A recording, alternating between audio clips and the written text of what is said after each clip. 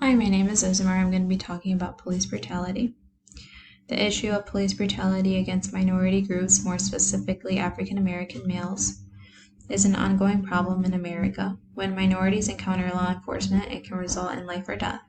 Dashcams, personal videos, witnesses have highlighted police brutality and excessive force. The importance of this topic is to highlight inequality and injustice that happen under the action of law towards minority groups. The existence of this issue shows that African American communities and neighborhoods are associated with negative attitudes. The social justice system, criminal justice system, and society have developed a racial bias towards African American males. The racial bias is a part of an implicit bias that refers to attitudes, stereotypes that affect an individual's understanding, actions, and decisions in an conscious manner. Racism is a belief that all members of a race possesses a characteristic or quality to that specific race to distinguish it is inferior to a superior race. This develops white supremacy, which is a belief that white people are superior to all other races, specifically African Americans. Racial discrimination in the course of action of discrimination towards an individual because of skin color or ethnic origin. I argue that racial bias, racism, and racial discrimination are underlying motives why law enforcement uses methods of excessive force and unnecessary police brutality or police violence towards African American males. Today I'm going to be talking about the main case along with two other cases. These cases show and are examples of many cases that involve police brutality towards innocent African American males. The main case I'm going to be talking about today is Tamara Rice, who was 12 years old. This incident happened on November 22nd, 2014 in Cleveland, Ohio. Tamara was playing with a BB gun outside a recreational center. The way that this incident happened was there was an individual waiting for the bus, and they saw Tamara walking back and forth playing with a BB gun, and they felt uncomfortable. They didn't know if the gun was fake or it was real. So they called 911. They told the dispatcher multiple times that it was probably fake, but they just wanted someone to check it out just to make sure it was fake and nothing more serious was happening. So the officers that responded to the call was Timothy Loyman and Frank Garbeck. Timothy Loyman is actually the one that shot Tamara Rice. A main issue with this case is that the dispatcher did not share the information of the individual, saying that multiple times that it was probably fake. In regards to the gun, and I think that is a big sign that it could have changed the way action was taken with Tamara Rice. Timothy Loyman and Frank Garbeck, they didn't issue any warning. They didn't give a chance to Tamara to explain or to show that the gun that he had was fake. Neither of them got charged with anything. Their defense was that they were answering a call of an active shooter, and they did the best that they could. They did not have a choice but to shoot Tamara Rice. And I have a video of how everything happened so quickly.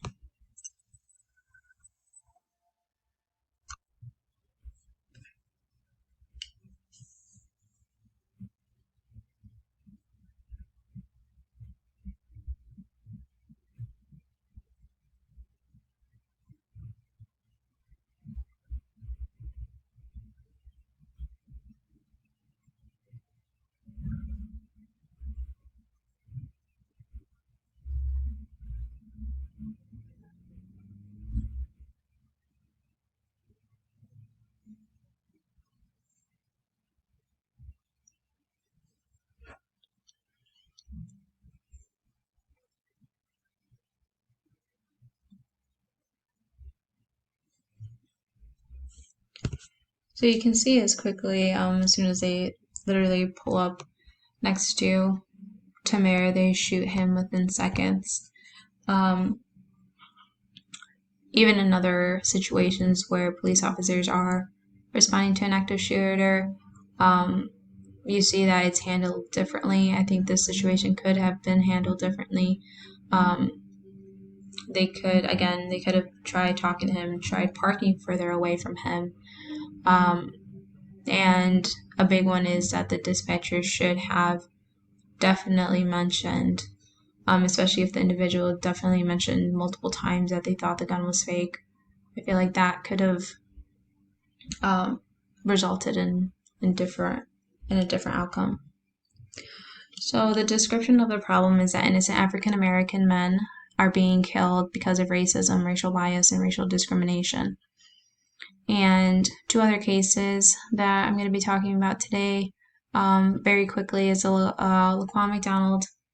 We should be familiar. We watched the video. He was 17. This happened on November 22nd, 2014 in Chicago, Illinois. He was shot 16 times by Officer Jason Van Dyke, who was later found guilty. Michael Brown, he was unarmed, age 18, and happened on August 9th, 2014, Ferguson, Missouri. Michael Brown was leaving a convenience store, and he was stopped by Officer Darren Wilson, and told that he had to go on the sidewalk, and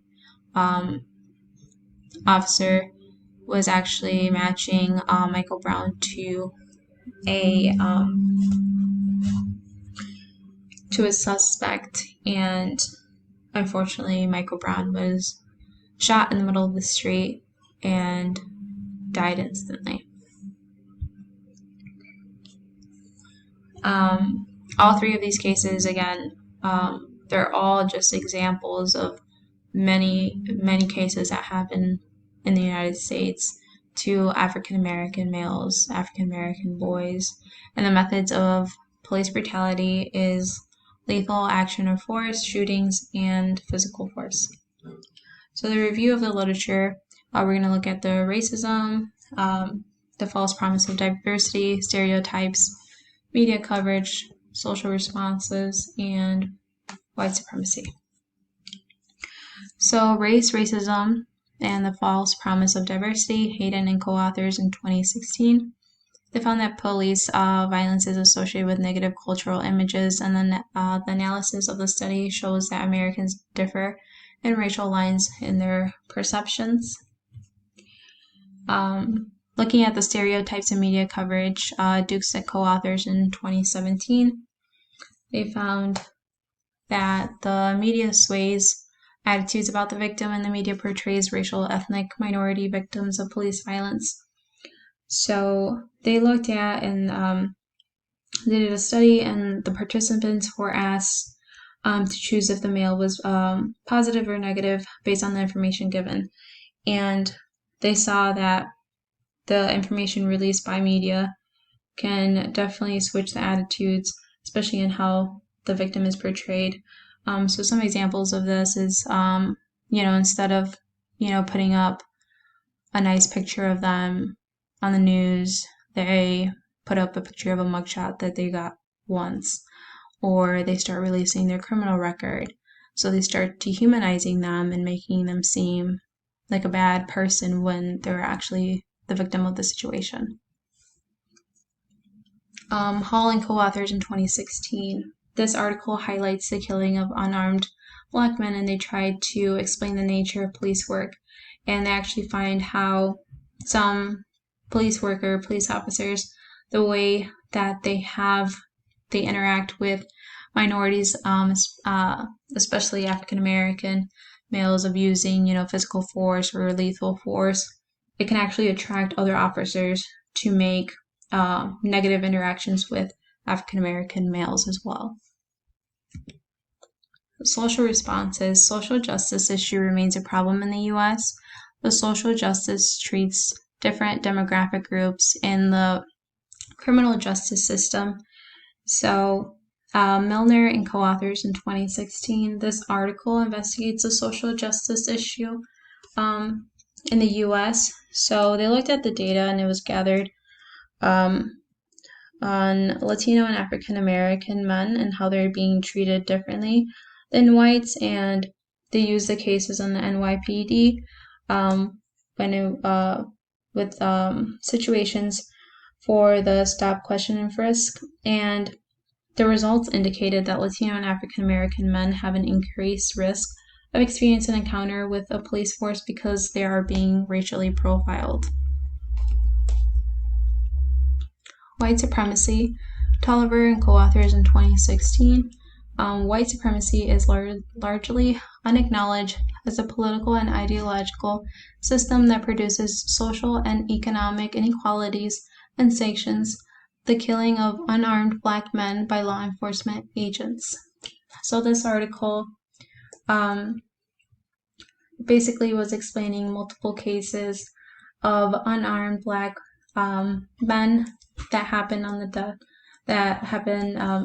to die in the hands of police officers, and it also, states and explains how the dehumanization of African American males in the United States and how white supremacy is a political system, and it's basically the exploitation of a group of human beings and how one benefits from that, and how white supremacy racializes cultures, nations, communities, and individuals with being white and non-white, and that again that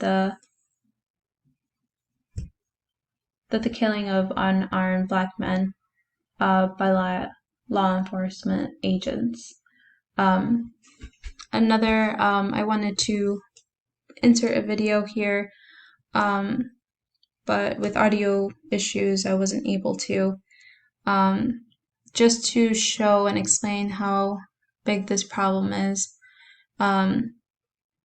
There was a video of these young boys under the age of 18, and they were explaining how it is to be an African American male in the United States and how their parents have to have a talk with them. They have to have the talk with them of what they need to do and what they have to do whenever they encounter police officers, since that can mean life or death to them. As young as the age of 7, parents are having this talk with their son, because they just know it's going to happen to them, and it's better for them to be prepared and know what to do. And hopefully, sometimes it might not even work, and sometimes it does, but it's just very sad, and it's very aggravating how parents need to have that talk with their sons, because this is the world we live in. Because of their color of their skin, they're going to be treated this way. The application of the literature to the problem, I agree with the literature and everything that's found, of it being the underlying causes of, excessive force on African American boys and males. The discussion and conclusion is that police violence towards African American males and boys arises from racism, racial bias, and racial discrimination. How can we fix this? I don't think there's one core solution to this. I think there's multiple solutions that need to be taken into account so we can start moving in the right path and try to fix this. So some solutions are traditional, better policing, better management of solution, better organizational, reduce police violence, implement laws that hold police officers accountable when they're using excessive force, diverse policing, educate society on this issue, make some changes on the criminal justice system and how African American males and boys are being treated. And this is a serious issue, and it needs to be fixed because it's unjust that people are being treated this way because of the color of their skin.